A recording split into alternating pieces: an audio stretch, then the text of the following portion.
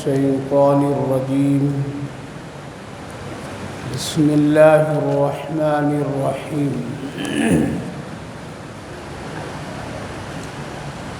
فاستقم كما أمرت ومن تاب معك ولا تطغوا إنه بما تعملون بصير ولا تركنوا إلا الذين ظلموا فتمسكم النار وما لكم من دون الله من أولياء ثم لا تنصرون وأقم الصلاة طرفي النهار وزلفا من الليل إن الحسنات يذهبن السيئات ذلك ذكرى للذاكرين واصبر فإن الله لا يضيع أجر المحسنين صدق اللہ العظیم۔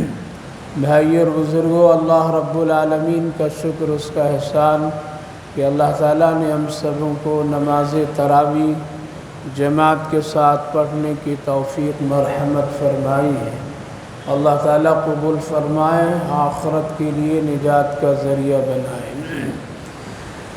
آج نماز تراویح میں بہت ہی مشہور و معروف سورتوں کے مضامین اور اس سے متعلق آیات کریمہ کی تلاوت ہوئی ہے، خصوصاً سورہ ہود اور سورہ یوسف۔ سورہ ہود بھی مکمل ہوئی اور ساتھ ساتھ سورہ یوسف بھی مکمل ہوئی۔ یہ دونوں صورتیں بہت ہی اہم ہیں اور بہت ہی مشہور و معروف صورت کہلاتی ہیں۔ سورہ ہود کے بارے میں اللہ کے رسول صلی اللہ علیہ وسلم نے فرمایا کہ یہ ایک صورت ایسی ہے جس میں سارے چنیدہ انبیاء علیہم السلام کی زندگی، ان کی محنتیں، ان کی قربانیاں، ان کی دعوت، ان کی تبلیغ کو اللہ نے بڑی مختصر مگر جامع انداز میں بیان فرمایا ہے۔ اسی لیے آپ جب اس کی تلاوت کرتے تھے تو آپ کے اوپر ایک عجیب و غریب کیفیت طاری ہوتی تھی۔ بعض موقع پر صحابہ کرام رضوان اللہ عنہم اجمعین نبی پاک علیہ السلام کو دیکھے تو آپ کی داڑھی مبارک کے چند بال سفید ہو گئے تھے۔ پوچھا یا رسول اللہ، لگ رہا ہے آپ پر بڑھاپا اب طاری ہو گئی اور آپ بہت جلدی بوڑھے ہو گئے، اس لیے داڑھی مبارک کے چند بال سفید نظر آ رہے ہیں۔ آپ نے فرمایا کہ مجھے سورہ ہود نے بوڑھا کر دیا ہے۔ سورہ ہود کیا ہے اس میں جس کی وجہ سے اتنا غم ظاہر ہے کہ جب آدمی کو کسی چیز کا غم، فکر، کسی چیز کے بارے میں وہ بار بار سوچتا ہے یا کوئی اس پر بڑی ذمہ داری ہوتی ہے تو ذمہ داری کو پوری کرنے کے لیے وہ بار بار کوششیں کرتا ہے، تو ظاہر ہے کہ اس کے صحت پر ایک اثر انداز ہوتا ہے۔ لہذا کون سی ایسی چیز اس صورت پاک میں جس کی وجہ سے اللہ کے رسول صلی اللہ علیہ وسلم نے فرمایا سورہ ہود نے مجھے بوڑھا کیا اور یہ بال میرے سفید ہو گئے۔ چونکہ بال کا سفید ہونا بھی ایک بہت بڑی نعمت ہے اللہ کی طرف سے، اور اس کو اللہ نے ایک عبرت کی چیز بنایا ہے۔ ایسا نہیں کہ یوں ہی اپنے آپ اور اس سے کچھ عبرت لینے کا نہیں ہے، بلکہ بال کی سفیدی میں اللہ نے ہم سب کے لیے بہت بڑی عبرت لی۔ آپ کبھی بھی بیان نہ سنیں، آپ کبھی بھی کسی عالم کی نصیحت نہ سنیں، آپ کبھی بھی کوئی کتاب نہ پڑھیں، بلکہ صرف سر سے لے کر کے پاؤں تک اگر اپنی زندگی کی تغیر و تبدل، بدلنے والی کیفیت اور حالات پر غور کر لیں تو دنیا بھی سمجھ میں آ جائے گی اور آخرت اپنے آپ سمجھ میں آ جائے گی، اور کچھ سمجھیں یا نہ سمجھیں موت سمجھ میں آ جائے گی، کچھ سمجھیے یا نہ سمجھیے اللہ کی قدرت سمجھ میں آ جائے گی۔ اسی لیے بال کی سفیدی کا دیکھنا اور بال کی سفیدی پر عبرت لینا یہ انبیاء علیہم السلام کی بھی سنت ہے۔ اسی لیے حضرت عمر رضی اللہ عنہ نے ایک موقع پر اپنے خاص غلام جن کا نام اسلم تھا ان کو ایک تھیلا حوالے کیا اور کہا کہ دیکھو اس میں 2 سفید چادریں ہیں، جب میں کبھی گھر سے نکلوں اور کبھی کوئی معاملات کے لیے میں بیٹھوں، کبھی میں کوئی فیصلے کرنے کے لیے یا کوئی نصیحت کرنے کے لیے، اور اگر ہم سے کہیں کوئی چک ہو جائے قرآن و حدیث کی گفتگو میں، اللہ اور اس کے رسول کی گفتگو میں اونچ نیچ کی کیفیت ہو جائے، یا اپنی طرف سے کوئی میں بات بڑھا کر کے بولنے لگوں، یا تم دیکھو کہ میرے اندر میں کوئی غفلت کی کیفیت ہے، تو ایسے موقع پر اس تھیلے سے یہ دونوں چادریں مجھے دور سے دکھا دینا۔ کیا کرنا؟ دور سے دکھا دینا، کچھ کہنا نہیں، کچھ ٹوکنا نہیں، بلکہ دور سے دکھا دینا، میں سمجھ جاؤں گا۔ یہ سلسلہ چلتا رہا۔ ایک وقت آیا آپ نے منع فرما دیا کہ اب یہ چادر دکھانے کی ضرورت نہیں ہے، تو غلام تھا، پوچھا کیوں؟ پہلے بھی پوچھ لیا تھا، یہ چادر دکھانے کا عمل میرے اوپر اور میری ذمہ داری میں آپ کیوں دے رہے ہیں؟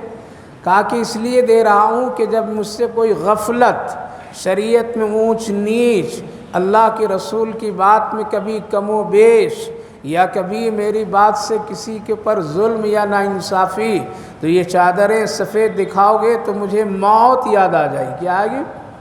کہ مرنا ہے، یہ کفن پہننا ہے، میرا حساب ہوگا، تو میں اپنے آپ کو فوراً کیا کروں گا؟ سنبھال لوں گا، اس لیے یہ چادر دکھانی۔ کہا کہ اب موت کی یاد نہیں، اب موت سے ڈر نہیں، آپ منع کیوں کیے؟ جواب سنیے، یہ بال کی سفیدی پر بتا رہا ہوں۔ حضرت عمر رضی اللہ عنہ نے کہا کہ بھائی اب یہ چادر دکھانے کی ضرورت نہیں، میری داڑھی کے چند بال سفید ہو گئے۔ اب جب بھی غفلت طاری ہوتی ہے، دنیا کبھی میرے اوپر سوار ہوتی ہے، یا کبھی ذرہ برابر بھی دین شریعت سے اونچ نیچ کی کیفیت ہوتی ہے، تو یہ داڑھی کے سفیدی کو دیکھ کر کے اللہ کو یاد کرتا ہوں اور موت کو یاد کرتا ہوں۔ تو یہ سفیدی جو ہے وہ بہت بڑی چیز ہے۔ اب تو ماڈرن زمانہ ہو گیا، بوڑھے بھی پینٹ کرنے لگے، اور وہ بھی پینٹ کر کے اتنا کڑک بال کر دیتے ہیں کہ خطرہ یہ ہے کہ اس بال پر وضو کا پانی بھی نہیں پہنچے گا، اور اگر پانی نہ پہنچے تو پھر وضو بھی۔ اس لیے بزرگوں، سفیدی میں جو تقویٰ ہے، سفیدی میں جو عزت اور شرافت ہے، اللہ سفید بالوں کا کبھی واسطہ دے کر کے اللہ تعالیٰ فرماتا ہے اس بوڑھے کی سفیدی کو دیکھ کر کے مجھے اس پر رحم آتا ہے، اس لیے اس کی مغفرت کے فیصلے کر دو۔ اس لیے ہمیشہ سفیدی اللہ کی نظر میں بھی محبوب ہے اور اپنے لیے ایک عبرت کی چیز ہے۔ تو اللہ کے رسول صلی اللہ علیہ وسلم نے فرمایا مجھے سورہ ہود نے بوڑھا کیا، اور یہ بال میرے سفید اسی وجہ سے ہو گئے۔ کیا ہے اس صورت پاک میں؟ اس صورت پاک میں ایک آیت ہے جس کی میں ابھی تلاوت کیا ہوں۔ اللہ تعالیٰ نے نبی پاک علیہ السلام کے حالات اور مکے کے حالات، اس کے پس منظر کو سامنے رکھ کر کے آپ سے فرمایا فاستقم، سیدھے کھڑے رہیے۔ کس سے کہا؟ اللہ اپنے نبی سے کہا سیدھے کھڑے رہیے۔ فاستقم کما امرت، جیسا میں حکم دوں ویسا ہی کیجیے۔ اللہ ومن تاب، اور ساتھ ساتھ آپ کے ساتھ جو توبہ کر کے کفر سے اسلام کی طرف آ گئے ہیں ان کو بھی کہیے کہ وہ سیدھے کھڑے رہیں، ادھر ادھر جھکنا نہیں۔ ولا ترکنوا الی الذین، نہ جھکی، ولا تطغوا، اور حد سے زیادہ تجاوز مت کیجیے میرے حکم میں۔ یہ بہت بڑی چیز ہے جو اللہ کے رسول صلی اللہ علیہ وسلم کو اللہ نے فاستقم، سیدھا کھڑا ہوئی، اس کا مطلب یہ ہے نہ ادھر نہ ادھر، صراط مستقیم پر آپ کھڑے رہیے۔ کیوں؟ کبھی کبھی کفار و مشرکین کی طرف سے یہ پیشکش ہوا کرتا، اے محمد آپ اپنا دین پہ، آپ اپنا کام، اپنی دعوت و تبلیغ سب کرتے رہیے، لیکن بس ایک کام کیجئے، میرے معبودوں اور میرے بتوں کو برا بھلا مت کہیے۔ ایک دوسرا، آپ اپنا کام کرتے رہیے، کبھی ایسا کیجئے کہ سال میں جب ہم لوگ جشن منائیں کریں تو ذرا ہمارے پروگرام میں بھی آپ ہمارے بتوں کے سامنے ذرا کھڑے ہو جائیے تھوڑی دیر۔ بس آپ اپنا کام کیجئے، ہم آپ کو چھیڑیں گے نہیں، آپ کو روکیں گے نہیں۔ آپ کو کسی طرح سے بھی ہم کچھ بھی نہیں کہیں گے۔ اور تیسرا کام یہ کہ کبھی میرے فیصلے اور میرے حالات اور کبھی کوئی چیز آپ کے سامنے اگر آ جائے تو آپ جو فیصلہ کریں گے وہ میرے مطابق کیجیے گا، آپ اپنے مطابق نہ کیجیے گا، تب تو بالکل ٹھیک ہے، صلح، آپ بھی ٹھیک ہم بھی ٹھیک۔ اللہ کے رسول صلی اللہ علیہ وسلم کے ساتھ میں اور سامنے یہ پیشکش لوگ کرتے تھے۔ ظاہر ہے کہ کبھی کبھی آپ نرمی، شفقت، محبت کے دائرے میں اور اس چادر میں کبھی کبھی آپ نرم گوشہ بھی رکھتے تھے کفار و مشرکین کے لیے، کبھی کبھی آپ کو ذرا سا ان کے سلسلے میں دل میں ایک جگہ بھی پیدا ہو جاتی تھی۔ خطرہ یہ تھا، نبی سے تو اللہ رب العالمین کا کہنا ہے، لیکن آپ کبھی جھک نہیں سکتے تھے کفر کی طرف، آپ کبھی اس سے سمجھوتا نہیں کر سکتے تھے، لیکن یہ حکم نبی کی جانب سے، نبی کی طرف سے ہم جیسے امتیوں کے لیے ہے، ہم جیسے علماء کے لیے ہے، ہم سب ذمہ داروں کے لیے ہے کہ اے لوگو فاستقم، دین اور شریعت پر سیدھا سیدھا رہنا، اپنی مرضی سے جھکاؤ ادھر نہیں، نہ کسی کو خوش کرنے کے لیے ادھر نہیں۔ اگر ایسا کرو گے اور حد سے زیادہ تجاوز کرو گے، نہ تیرا دین میں قبول کروں گا، نہ تیرا ایمان قبول کروں گا، نہ تیری کوئی حیثیت میرے نزدیک ہوگی۔ فاستقم، جتنا میں حکم دیا بس اتنا ہی کام کرو، اس سے زیادہ مت کرو۔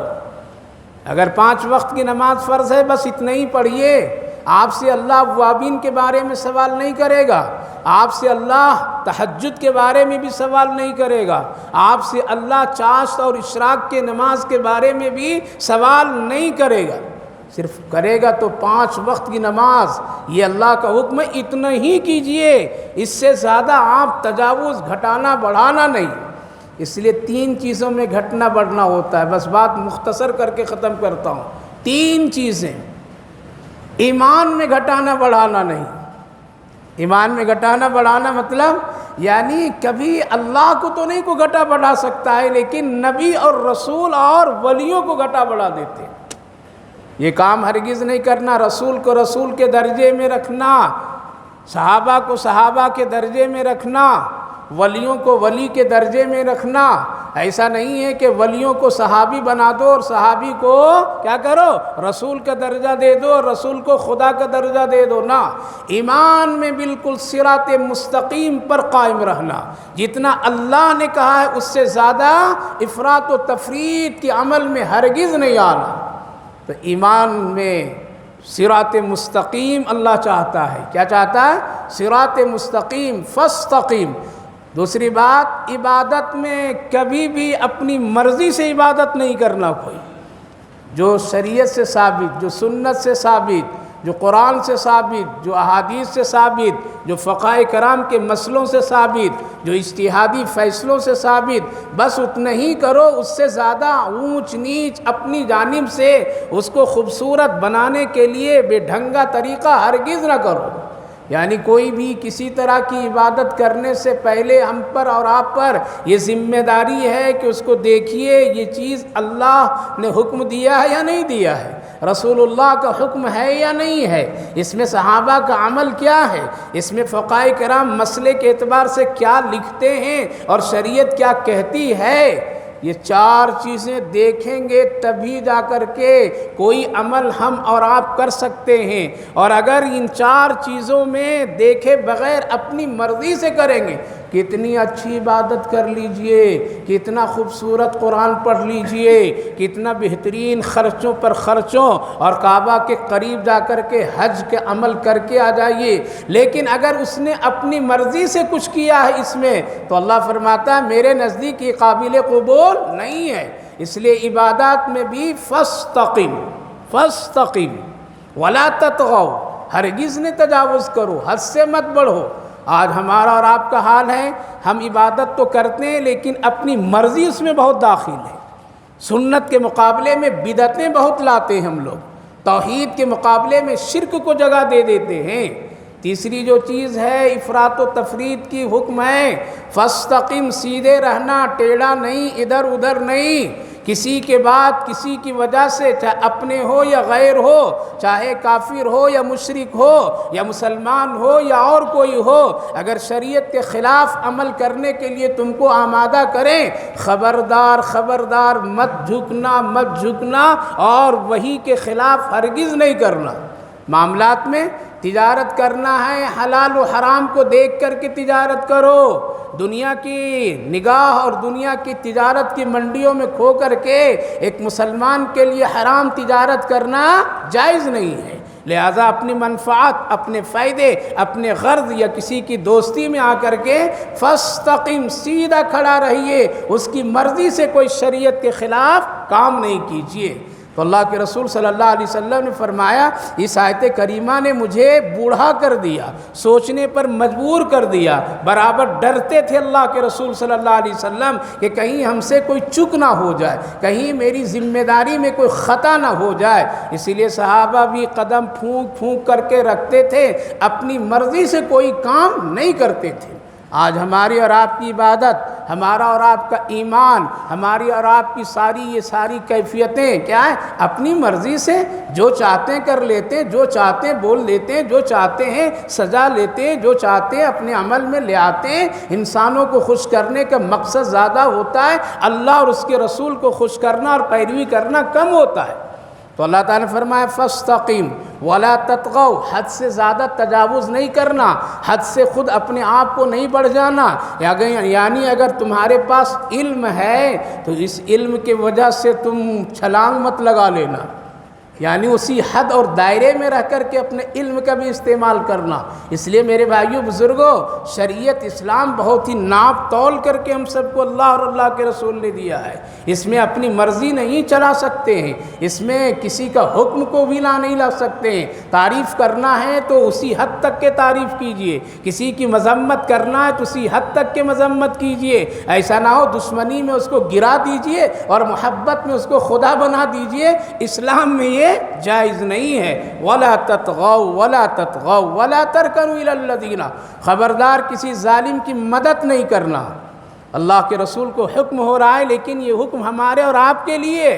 وَلَا تَرْكَنُوا إِلَى الَّذِينَ ظَلَمُوا، کسی ظالم کی مدد نہیں کرنا، اس کی تعریف نہیں کرنا، اس کے حوصلہ افزائی نہیں کرنا، اس کے گناہ پر خاموش بھی نہیں رہنا، اس کے گناہ کا سپورٹ بھی نہیں کرنا۔ یہ کس کا حکم ہے؟ اللہ کا حکم ہے۔ اگر تم نے سپورٹ کر دیا، اس کی حوصلہ افزائی کر دیا، خاموشی سے اس ظالم کے ظلم کو تم سہتے رہے اور تم دیکھتے رہے، تو پھر یاد رکھو تم نے صراط مستقیم سے اپنا نام کیا کیا؟ ہٹا لیا ہے۔ فاستقم، سیدھا رہیے، سیدھا رہیے۔ سیدھا کے مطلب ترجمہ علماء کرام فرمائیں جو ہم اور آپ روز پڑھتے ہیں، اہدنا الصراط المستقیم، کیا ہے؟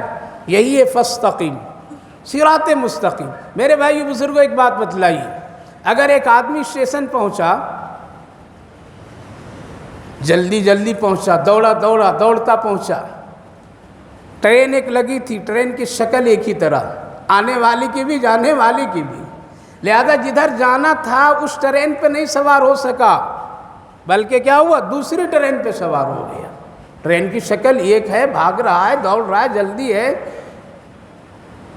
آگے گیا تو دیکھا کہ ایک اسٹیشن سمجھ میں بات نہیں آئی، آگے اور گیا تو دوسرا اسٹیشن دیکھا، سمجھ میں بات نہیں، ارے لگ رہا ہے کہ میرے راستے کے علاوہ یہ دوسرا کوئی اسٹیشن آ رہا ہے۔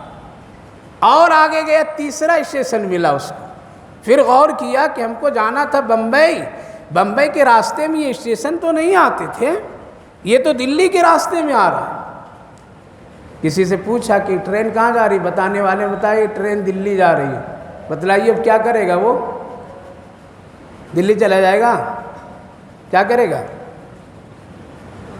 ہاں، اسی اسٹیشن میں اترے گا نہیں، ادھر جائے گا تو پریشانی ہوگی نہیں، لمبا وقت چلا جائے گا، پیسے بھی چلا جائے گا، پکڑا بھی جائے گا، کچھ نہ کچھ پریشانی آئے گی۔ کیا کرے گا؟ جلدی یہی اسٹاپ، رک جاؤ، بدل لو اسٹیشن، بدلو ٹرین۔ ایسے ہی ہماری اور آپ کی زندگی بھی اگر گزر رہی ہے، صراط مستقیم سے ہٹ کر کے اگر جا رہے ہیں کہیں، اور آپ کو کوئی صراط مستقیم کا راستہ بتا رہا ہے کہ قرآن کا یہ، حدیث کا یہ، نبی کا یہ، اللہ اور اللہ کے رسول کا یہ، صحابہ کا یہ، تو کیا کریں گے؟ ضد کریں گے؟ نہیں ہم اسی پر جائیں گے، ٹھیک ہے جائیے، یہ راستہ کہاں جائے گا؟ غیر المغضوب علیہم ولا الضالین، یہ تو چلا جائے گا جہنم، یہ تو چلا جائے گا راستہ گمراہیوں اور ضلالتوں کی طرف، لہذا فوراً ٹرین بدلنا پڑے گا، اس لیے ہوشیار ہو جائیے۔ ابھی علماء سمجھا رہے ہیں، ابھی بتا رہے ہیں، ابھی مسئلے بتلانے والے جگہ جگہ پر ہیں، صراط مستقیم فاستقم کما امرت۔ دوسری بات، کسی گنہگار کی مدد مت کیجئے، اس کی حوصلہ افزائی مت کیجئے، اور کبھی اس کی خوشی میں آ کر کے اپنی دین اور شریعت کو ہرگز نہیں بدلنے کی کوشش کیجئے، ورنہ اللہ فرمایا فَتَمَسَّكُمُ النَّارُ، اگر تم ایسا کرو گے، عدل بدل کرو گے، صراط مستقیم سے ادھر ادھر ہو جاؤ گے، کسی ظلم کس کافر کی مدد اس طرح سے اس کی کفر میں کرو گے، تو پھر ایک دن تم کو جہنم کی آگ چھو لے گی، اور جہنم میں پڑو گے تو اس وقت تیری مدد کرنے والا اللہ بھی نہیں ہوگا۔ یہ کون، کس سے کہا جا رہا ہے؟ نبی پاک علیہ السلام، لیکن نبی سے کہہ کر کے اللہ ہم سب کو کہہ رہا ہے، اسی لیے ہوشیار ہو جائیے۔ پھر نیکی کے راستہ بتائیے 2 منٹ میں، کیا فرمایا اللہ؟ اقیم الصلاۃ طرفی النہار، نماز پڑھیے دین کے دونوں کناروں میں، دین کے دونوں کناروں میں۔ کون کون سی نماز؟ بولو ذرا زور سے، سامنے والے بولو۔ ظہر اثر نہ، دین کے دونوں کناروں میں، فجر اور مغرب۔ کون سی؟ نماز ہی نہیں پڑھیں گے تو کہاں سے پتہ چلے گا؟ جو فجر چھوڑ دے گا وہ تو ظہر والا بولے گا، اور جو عصر چھوڑے گا وہ مغرب بولے گا، عشاء بولے گا۔ اللہ ٹائم بتا رہا ہے نمازوں کا، کیا بتایا؟ اقیم الصلاۃ طرفی النہار، جنت میں آنا چاہتے ہو، صراط مستقیم پر آ کر کے اپنے آپ کو زندگی چلانا چاہتے ہو، صراط مستقیم سے جنت تک پہنچنا چاہتے ہو، تو کیا کرو؟ اقیم الصلاۃ طرفی النہار، دین کے دونوں کناروں میں نماز پڑھو، اور دونوں کنارے فجر اور یہ دین کے کنارے کیسے ہو گئے ہیں؟ اس لیے دین کے شروع کنارہ ہے کہ کیا ہے؟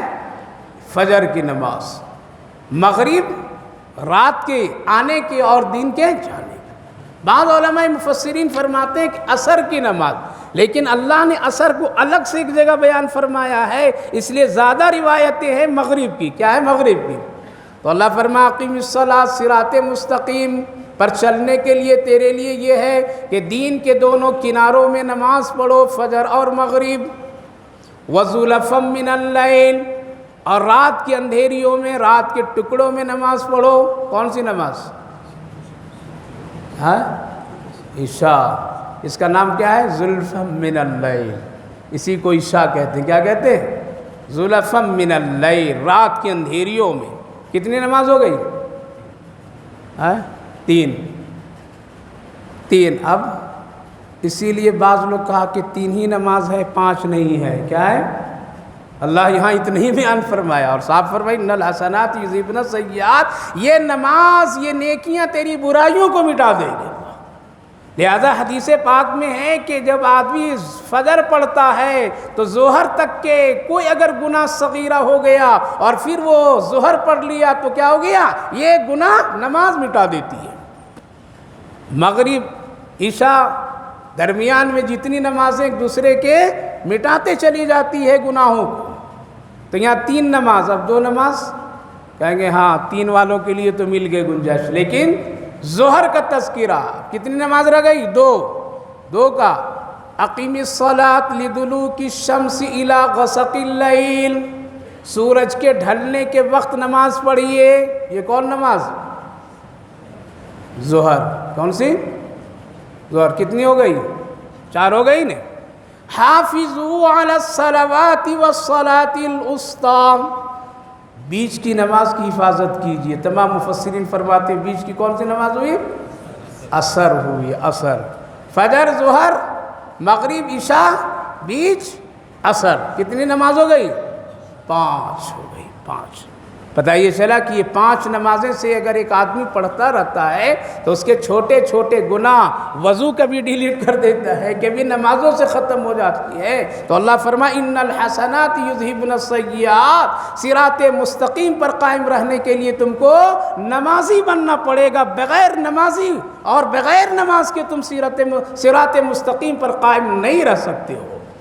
وَاصْبِرْ، صبر کیجیے آپ کفار و مشرکین کی دھمکیوں سے، ان کی باتوں سے، ان کی تکلیفوں سے۔ اے میرے محبوب آپ دل بر مت ہوئیے، دکھ مت اٹھائیے، صبر کیجئے، ہم اس کا بدلہ دیں گے، نیکی کے کام کرنے والوں کو ہم بدلہ دیتے ہیں۔